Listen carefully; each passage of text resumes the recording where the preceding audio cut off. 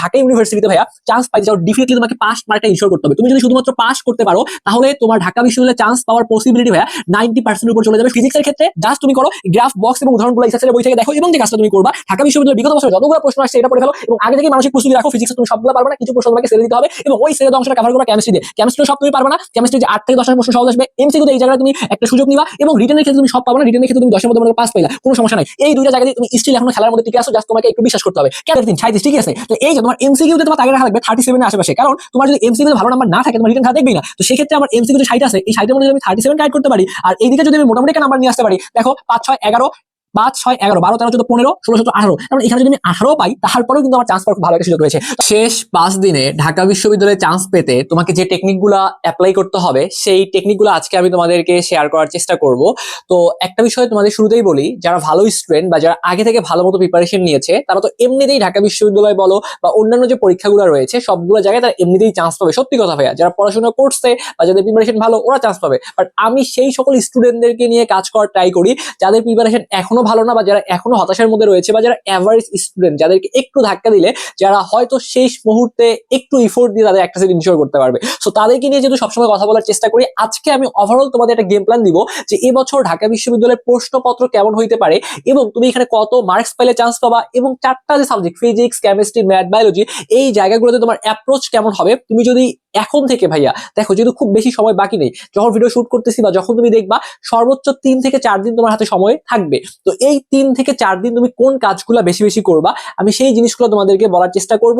এবং তুমি যদি ঢাকা ইউনিভার্সিটিতে ভাইয়া চান্স পাইতে চাও, ডেফিনেটলি তোমাকে পাস মার্কটা ইনশিওর করতে হবে। তুমি যদি শুধুমাত্র পাস করতে পারো তাহলে তোমার ঢাকা বিশ্ববিদ্যালয়ে চান্স পাওয়ার পসিবিলিটি ভাইয়া 90% উপর চলে যাবে, শুধু যদি তুমি পাস করতে পারো। এবং তোমার পজিশনে থাকতে হবে 5500 থেকে 6000-এর মধ্যেও যদি থাকে তারপরেও তুমি একটা সিট মেক শিওর করতে পারবা। এই বিষয়গুলো আজকে পিন পয়েন্ট বুঝিয়ে দেওয়ার চেষ্টা করবো। ওকে, সো প্রথমেই দেখো আমাদের যেহেতু ফিজিক্স থেকে এখানে 25 মার্কের প্রশ্ন করা হবে, কেমিস্ট্রি থেকে 25, জীববিজ্ঞান থেকে 25, গণিত থেকে 25, এবং তোমার যেটা অপশনাল সাবজেক্ট এই অপশনাল সাবজেক্টের পরিবর্তে তুমি কিন্তু ভাইয়া বাংলা অথবা ইংলিশ উত্তর করতে পারবা। তো এখানে ব্যাপারটা হচ্ছে যে তুমি যদি মনে করো শুধুমাত্র বায়োলজি উত্তর করো তাহলে বায়োলজিক্যাল যে সাবজেক্টগুলো সেগুলো তুমি পেয়ে যাবা।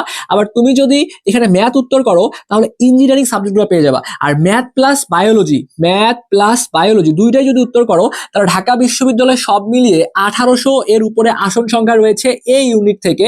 তো তুমি কিন্তু সবগুলা সাবজেক্টের জন্যই এলিজিবল থাকবা যদি তুমি ম্যাথ প্লাস বায়োলজি উত্তর করো। সো এখন এটা ডিপেন্ড করতেছে তোমার উপরে যে তুমি আসলে কোন ফর্মে এতদিন পড়াশোনা করেছো। এখন আমি তোমাকে চাপাই দিতে পারি না। এখন তোমার যদি মনে হয় যে ভাইয়া আমি ম্যাথ ফিজিক্স কেমিস্ট্রি ম্যাথ এর সাথে ইংলিশ উত্তর করবো, তুমি সেটা করতে পারো, তবে সেক্ষেত্রে তোমার আসন সংখ্যা কিছুটা কমে যাবে। আচ্ছা, তো এখন আমাদের প্রত্যেকটা সাবজেক্ট শেষ মুহূর্তে কিভাবে পড়া উচিত আমি সেই ব্যাপারগুলো নিয়ে কথাবার্তা বলবো। তো প্রথমেই দেখো, এখন তোমার প্রিপারেশন মানে এই 4 দিনে আহামরি পরিবর্তন নিয়ে আসতে পারবা না, বাট তুমি পরিবর্তন নিয়ে আসতে পারবা। তোমাকে সেই অংশগুলো পড়তে হবে যেগুলো থেকে পরীক্ষায় প্রশ্ন কমন আসার পসিবিলিটি রয়েছে। এখন এই 4 দিন তুমি যদি মনে করো যে না 4 দিন হবে না, কেন সময় 10 থেকে 15 দিন বাড়াই দিল না, তাহলে তুমি চান্স ইনশিওর করতে পারবে না, তোমার একটা বন্ধু কিন্তু সিটটা নিয়ে নেবে। তো এখন তোমাকে ওই জেটটা কাজে লাগাইতে হবে। যেহেতু 4 দিন সময় রয়েছে, এই 4 দিন তোমার জন্য 4 দিন, বাকিদের জন্য 4 দিন। মেডিকেলের পরীক্ষা দেওয়ার পরে তুমি বুঝতে পারছো, রেজাল্ট দেওয়ার পরে বুঝতে পারছো মেডিকেলের প্রশ্ন কিন্তু খুব একটা কঠিন হয়নি, প্রশ্ন সহজ ছিল। বাট এই জায়গায় মেডিকেলের থেকে ঢাকা ইউনিভার্সিটির প্রশ্ন কিন্তু পরিবর্তন, ব্যাপক পরিবর্তন আসবে। এবং প্রশ্নপত্র তুমি যদি দেখো লাস্ট যে পরীক্ষাটা হলো ঢাকা ইউনিভার্সিটি বিউনিটে, সেখানে কিন্তু খুব একটা সহজ প্রশ্ন করে নাই। তো প্রশ্ন যদি একটু কঠিন হয় সেক্ষেত্রে চান্স পাওয়ার পসিবিলিটি আরো বেশি, কারণ সেক্ষেত্রে তুমি একটু কম নাম্বার নিয়েও চান্স ইনশিওর করতে পারবা। আর প্রশ্ন যদি সহজ হয় তাহলে তো একটু কাটমার্ক বেশি হবে। তো ঢাকা ইউনিভার্সিটির প্রশ্ন বিগত বছরগুলো অ্যানালাইসিস করে যেটা মনে হচ্ছে যে প্রশ্ন একদমই যে সহজ করে এমনটা না, প্রশ্ন কিন্তু একটু কঠিনই হবে। কোন কোন জায়গাগুলোতে পরিবর্তন আসতে পারে, বা তোমার মনে করো ম্যাথের প্রিপারেশন খারাপ, ফিজিক্সের প্রিপারেশন খারাপ, তো এই যে ফিজিক্স এবং ম্যাথে তোমার খারাপ প্রিপারেশন, এটাকে তুমি কিভাবে ওভারকাম করে তুমি একটা সেট ইনশিওর করবা, এই গেম প্ল্যানগুলো শেয়ার করবো। সো প্রথমতই যারা ভিডিও দেখতেছো এখন অনেক ক্যাটাগরি স্টুডেন্ট আসো, একদল হইতে পারো যারা হচ্ছে মেডিকেলের প্রিপারেশন নিয়েছো, যারা মেডিকেলের প্রিপারেশন নিয়ে এই ভিডিও দেখতেছো যে ভাই মেডিকেল হয় নাই, ঢাকা ইউনিভার্সিটিতে আমার একটা সিট লাগবে। আবার একদল আছে তারা মেডিকেলের প্রিপারেশন হয়তো বা নেয় নাই, তারা শুরু থেকেই ঢাকা ইউনিভার্সিটি প্রিপারেশন নিচ্ছে এবং তাদের টার্গেট হচ্ছে ঢাকা ইউনিভার্সিটিতে একটা সিট মেক শিওর করার। কোনো সমস্যা নাই, আমি দুই দলকে নিয়েই কথা বলার চেষ্টা করবো। তো যারা ঢাকা ইউনিভার্সিটিকে টার্গেট করে বা যারা এ ইউনিটকে টার্গেট করে পড়াশোনা করছে আমি ধরে নিচ্ছি ওরা 4টা সাবজেক্টই মোটামুটি পড়ছে, এখন মাঝখানে চিপার মধ্যে পড়ে আছে যারা মেডিকেল প্রিপারেশন নিয়েছে, কারণ ওদের তো এই যে ম্যাথের যে পোর্শনটা এটা ভালো মতো পড়ে নাই, বা ফিজিক্সের স্পেশালি ফিজিক্সের প্রশ্নগুলো কিন্তু ঢাকা ইউনিভার্সিটিতে ভাইয়া তুলনামূলক একটু কঠিনই আসবে। তোমাকে ভয় দেখাচ্ছি না, কঠিন বলতে আহামরি কঠিন তেমনটাও না, বাট একটু যদি বেসিক থাকে তাহলে পারবা। এখন ভাইয়া যেহেতু আপনি বললেন ঢাকা বিশ্ববিদ্যালয় ফিজিক্সের প্রশ্ন কঠিন আসবে, তো আমি তো মেডিকেল প্রিপারেশন নিয়েছিলাম, তো আমি এই জায়গাটা কিভাবে এই সময়ে একটু গেম প্ল্যানে পরিবর্তন নিয়ে আসে আমি ফিজিক্স ভালো করতে পারবো, এই জিনিসটা তোমাকে শেখাচ্ছি। তো প্রথমেই কথা বলবো ফিজিক্সটা নিয়েই। তো ফিজিক্সের ক্ষেত্রে তোমার এমসিকিউ থেকে 15 মার্কের প্রশ্ন করা হবে এবং লিখিত থেকে 10 মার্ক, এই 25 নম্বরে তোমার সব মিলিয়ে প্রশ্ন আসবে। এখন এই যে এমসিকিউ তোমার আসবে 15টা, তোমাকে বলি এই 15টার মধ্যে তুমি দেখবা 7 থেকে 8টা প্রশ্ন একটু কঠিন থাকবে। তো আমার কথা হচ্ছে তোমার মনে করো 7টা প্রশ্ন কঠিন আসলো, এখন 7টা প্রশ্ন কঠিন আসলে বাকি 8টা তো মোটামুটি সহজ, এই 8টা তোমার মেডিকেল প্রিপারেশন বা তুলনামূলক একটু বেসিক থাকলেই তুমি এই 8টা প্রশ্ন পারবা এমসিকিউর ক্ষেত্রে। কিন্তু বাকি 7টা সেখানে দেখবা গ্রাফ রিলেটেড প্রবলেম আছে, বা ভালো বেসিক না থাকলে লম্বা লম্বা কিছু প্রশ্ন থাকবে, সেগুলো তুমি সলভ করতে পারবা না। সমস্যা নাই, প্যারা নিও না।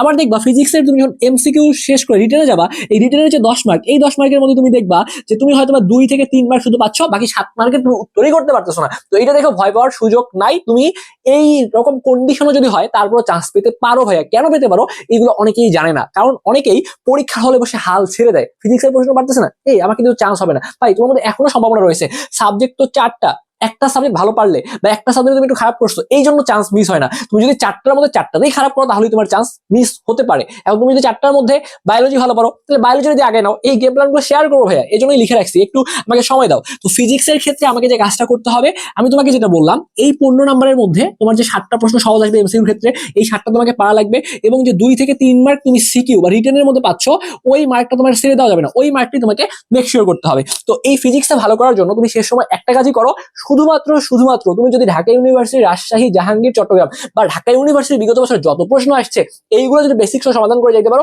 তুমি ডেফিনেটলি ফিজিক্সের এমসিকিউতে ভালো করবা। আর রিটেনের ক্ষেত্রে কিছু প্রশ্ন কমন আসবে, আগে থেকেই বললাম রিটেন তো অবশ্যই কঠিন আসবে ফিজিক্সের ক্ষেত্রে। এখন ভয় দেখানোর জন্য বলতেছি না, যেহেতু এই প্রশ্নগুলা একটু তুলনামূলক তোমাকে মানসিক প্রস্তুতি নিয়ে যাওয়া লাগবে, যে কোন জায়গাটা কঠিন আসবে, কোন জায়গাটা সহজ আসবে, কিভাবে আমি গেম প্ল্যান সাজাবো, এর উপর অনেকটা ডিপেন্ড করতেছে চান্স পাওয়া না পাওয়া। এই রিটার্নের ক্ষেত্রে তুমি ইসাক স্যারের বইয়ের যতগুলো গ্রাফ রয়েছে, বক্স রয়েছে, উদাহরণ রয়েছে, যদি এইগুলা পড়তে পারো, বক্স তারপরে হচ্ছে গ্রাফ, উদাহরণ, তাহলে দেখবা ফিজিক্সে তুমি ভালো করতে পারতেছো। এবং প্রিভিয়াস ইয়ারের যে রিটার্ন থেকে যে প্রশ্নগুলো আসছে এইগুলা বুঝে বুঝে সমাধান করতে হবে। তো কয়েকটা কাজ, প্রত্যেকটা সূত্রগুলো পড়ো। টাইপ ভিত্তিক ম্যাথ তুমি আলাদা করে করার যদি সময়ও না হয়, তাহলে তুমি কি করো, ঢাকা ইউনিভার্সিটি বিগত বছরে যত প্রশ্ন আছে সব প্রশ্ন পড়ে ফেলো।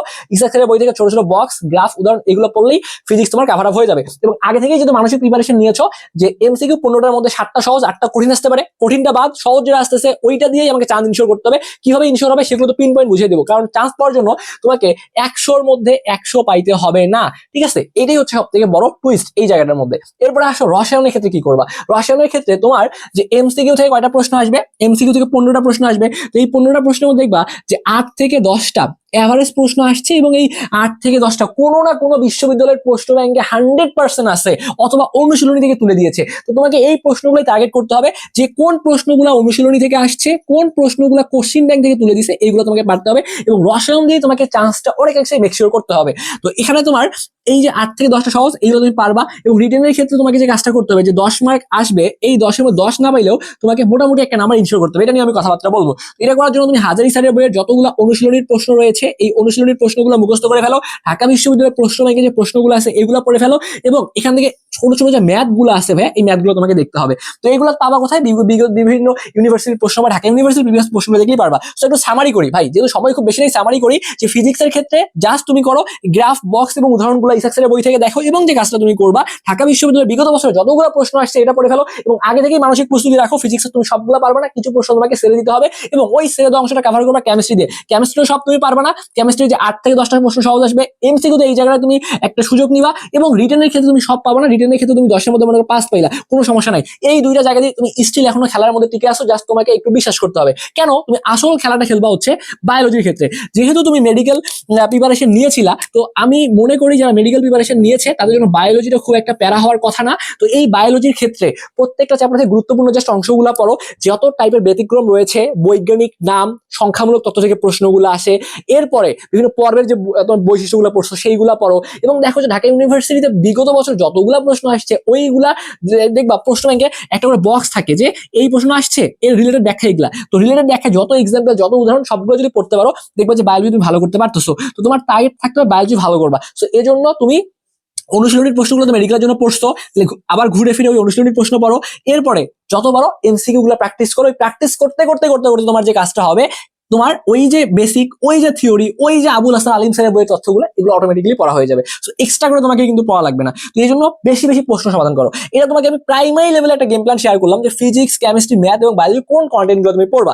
এখন তোমাদের যাদের মনে হচ্ছে যে ভাই শেষ সময় ঢাকা ইউনিভার্সিটির জন্য কি আপনাদের কোনো কোর্স নাই, আমাদের কিন্তু ভাই শুধু ঢাকা ইউনিভার্সিটি না, ঢাকা, রাজশাহী, চট্টগ্রাম, জাহাঙ্গীরনগর, জগন্নাথ, যেখানে যেখানে ফিজিক্স, কেমিস্ট্রি, ম্যাথ, বায়োলজি আছে, আমরা সবগুলো ইউনিভার্সিটিকে টার্গেট করে আমরা ম্যারাথন শিওর শর্ট ক্লাস নিচ্ছি। তুমি যদি এই ম্যারাথন ক্লাসগুলো করতে পারো, তোমার একই সাথে তো ঢাকা ইউনিভার্সিটির জন্য ক্লাসগুলো আমরা শুট করবো এমনটা না, ঢাকা থেকে শুরু করে অন্যান্য বিশ্ববিদ্যালয়গুলোকে টার্গেট করে ক্লাসগুলো শুট করা হবে। সেক্ষেত্রে তোমার ঢাকার তো প্রিপারেশন হয়েই যাবে, অন্যান্য বিশ্ববিদ্যালয়গুলো তোমার প্রিপারেশন হয়ে যাবে। তো এই শিওর শর্ট ক্লাসগুলো তুমি এখানে আমাদের এখানে ফিজিক্সের শিওর শর্ট ক্লাস পাবা, কেমিস্ট্রির শিওর শর্ট ক্লাস পাবা, ম্যাথের শিওর শর্ট ক্লাস পাবা, বায়োলজির শিওর শর্ট ক্লাস পাবা। এবং এই শিওর শর্ট ক্লাসগুলোতে আমরা কি করব, সর্বোচ্চ যে গুরুত্বপূর্ণ যে প্রশ্নগুলা বা সর্বোচ্চ প্রশ্ন আমরা অ্যানালাইসিস করে তোমাকে এখানে সলভ করাবো এবং গুরুত্বপূর্ণ টপিক পড়াবো। বিগত বছরে ঢাকা ইউনিভার্সিটিতে কোন প্রশ্ন আসছে, রাজশাহীতে কোন প্রশ্ন আসছে, জাহাঙ্গীরনগরে কোন প্রশ্ন আসছে, এগুলো অ্যানালাইসিস করে 4টা সাবজেক্টের আমরা শিওর শর্ট ক্লাসগুলো নেব। তুমি এগুলো দেখে যাও, আশা করি এখান থেকে তোমাদের সর্বোচ্চ প্রশ্ন কমন আসবে। শুধু প্রশ্ন আমরা সমাধান করাই না, প্রশ্ন সমাধান করানোর আগে আমরা ওই প্রশ্নের বেসিক পড়াবো তোমাদেরকে, যতটুকু পড়ানো পসিবল শিওর শর্ট ক্লাসে ওই বেসিক পড়াই, যেন তুমি প্রশ্নগুলো নিজে বুঝতে পারো, বা আমি যখন তোমাকে প্রশ্ন সলভ করাবো তুমি ধরতে পারো। শুধু প্রশ্ন সমাধান করলে কেউ বুঝতে পারবে না, অনেকেই যারা আগে থেকে ভালো মতো বেসিক নেই, সূত্রগুলো পড়েনি। সো ওই বিষয়গুলো মাথায় রেখে কিন্তু আমরা ক্লাসগুলো ডিজাইন করবো। আশা করি তুমি এই যে ক্লাসগুলো দেখলে তোমার জন্য একটা বেস্ট কিছু অপেক্ষা করতেছে। তো সেই জায়গাটায় আমাদের কোর্স ফি কিন্তু 2000 টাকা ছিল। এখন আমি তো তোমাকে শুরুতেই বললাম ঢাকা ইউনিভার্সিটি শুরু করে অন্যান্য জায়গায় তোমার প্রিপারেশন হয়ে যাবে। সো আমরা কিন্তু এখন ডিসকাউন্ট অফারে মাত্র 1020 টাকায় ভর্তি নিচ্ছি। যারা ভর্তি হতে চাচ্ছ, আমাদের শুধু এখানে ডিইউ লেখা আছে, মানে ডিইউ না, তোমার কিন্তু বাকিগুলোর প্রিপারেশন হয়ে যাবে। অলরেডি আমাদের ম্যাথের উপরে এই ব্যাচে আমাদের যেহেতু এটা আমরা লঞ্চই করেছি আগামীকালকে, সেক্ষেত্রে আমাদের ম্যাথের উপরে গতকালকে একটা ক্লাস হয়েছে, আজকে ম্যাথের উপর একটা ক্লাস হয়েছে, মানে ম্যাথের যে শিওর শর্ট 2টা ক্লাস, ম্যাথের শিওর শর্ট 2টা ক্লাসই শেষ। ওকে, সো তুমি ভর্তি হওয়ার সাথে সাথে ম্যাথের 2টা শিওর শর্ট ক্লাস পেয়ে যাওয়া। তার মানে যারা মেডিকেল প্রিপারেশন নিয়ে টেনশনে আসো, তাহলে ম্যাথ কি করবা, এই যে ম্যাথের 2টা শিওর শর্ট ক্লাস তুমি করে ফেলো।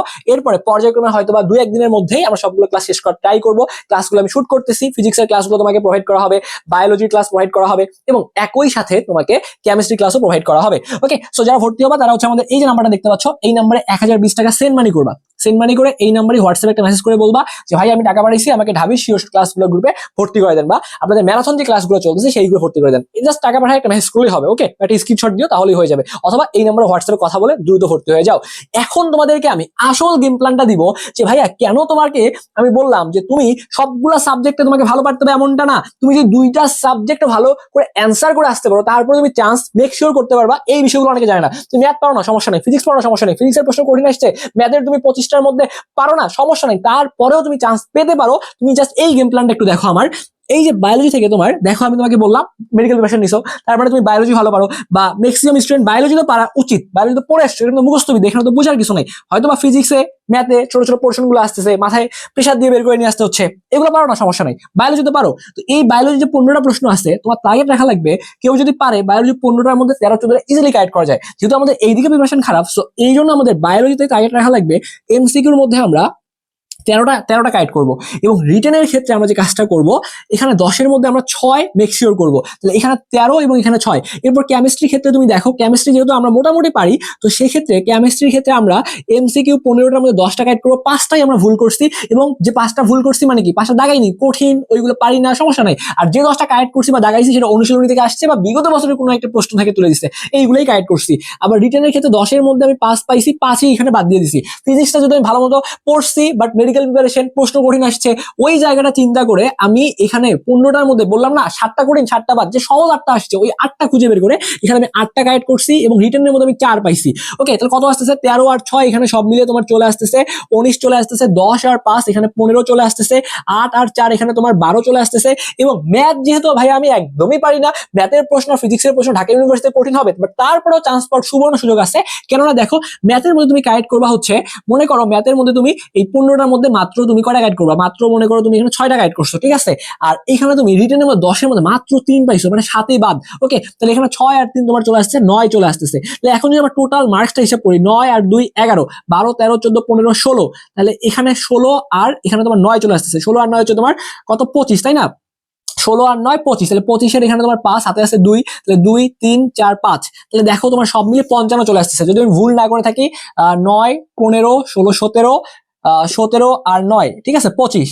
তাহলে এখানে তোমার এখানে 25-এর 5, তাহলে 2 3 4 5, ঠিক আছে 55। তাহলে এই যে ভাই দেখো, আমি তোমাকে এখানে একটা জিনিস বোঝানোর ট্রাই করলাম, তোমার যদি এই অ্যাপ্রোচটা থাকে, মিনিমাম যদি এই অ্যাপ্রোচ থাকে, এবং তোমার যদি এই যে 100-এর মধ্যে তোমার যদি 100-এর মধ্যে তোমার যদি 55 আসে উইদাউট জিপিএ, ঠিক আছে, তাহলে কিন্তু তুমি ঢাকা বিশ্ববিদ্যালয়ে একটা সিট আশা করি পেয়ে যাবা। কেননা তোমার যদি এখানে 55 চলে আসে, তোমার জিপিএ থেকে 20, তার মানে সব মিলিয়ে তোমার চলে আসছে 50 60 70 আর 5 75, এইরকম এই 75 বা 76 এর আশেপাশে কাটমার্ক থাকবে। তার মানে তুমি ম্যাথ পারো না, তারপরে সম্ভাবনা আছে বায়োলজি ভালো করো, তুমি ম্যাথ পারো না সমস্যা নাই, তুমি কেমিস্ট্রি ভালো করো, ফিজিক্সের ক্ষেত্রে 15 থেকে গাইড করতে পারো বলে নেই, মাত্র 8টা গাইড করতে বলছি, 7টাই বাদ, আর এখানে 4 মাত্র পাও। তো এই ফর্মেটেও যদি নাম্বার তুমি মেক শিওর করতে পারো, ঢাকা বিশ্ববিদ্যালয়ের শিক্ষার্থীরা পাসই করে না। তুমি এখানে খেয়াল করো, 13 আর 10 23, আর এখানে তোমার সব মিলিয়ে কত চলে আসছে, 37 চলে আসছে। ভুল করছে কি দেখো তো, 8 6 14, আর এখানে 3 ধরছি না, 15 16 17 17 7, হাতে আছে 1, তাহলে 2 আর 3 37, ঠিকই আছে। তো এই যে তোমার এমসিকিউতে তোমার টার্গেট রাখা লাগবে 37 এর আশেপাশে, কারণ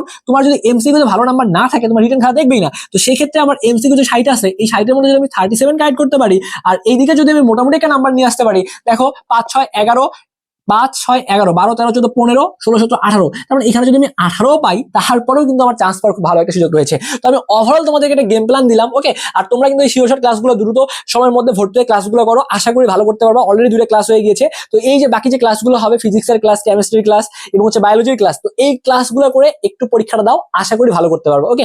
তো তোমাদের সকলের জন্য অনেক অনেক দোয়া এবং শুভকামনা রেখে আজকের এই ঢাকা ইউনিভার্সিটি শেষ সময় গাইডলাইন ভিডিও শেষ করলাম। এর পরবর্তী ধারাবাহিকভাবে আমি অন্য ভিডিওগুলো তোমাদেরকে দেওয়ার চেষ্টা করব। তো সবাই একটু আমাদের স্বপ্নের পাঠশালা কষ্ট করে সাবস্ক্রাইব করে রাখবা। আর যারা ফেসবুকে যুক্ত হতে চাচ্ছ, ফেসবুক আইডি দিয়ে দিছি এখানে, শাফিন আহমেদ শাওন, এই আইডি লিখে সার্চ করলে পেয়ে যাবা। আর পেজ হচ্ছে আমাদের স্বপ্নের পাঠশালা বাই শাওন, ঠিক আছে। তো এটা দিয়ে সার্চ করলে তুমি পেয়ে যাবা। তো সবাই ভালো থাকো, সুস্থ থাকো, এতক্ষণ সাথে থাকার জন্য তোমাদের সবাইকে অসংখ্য ধন্যবাদ।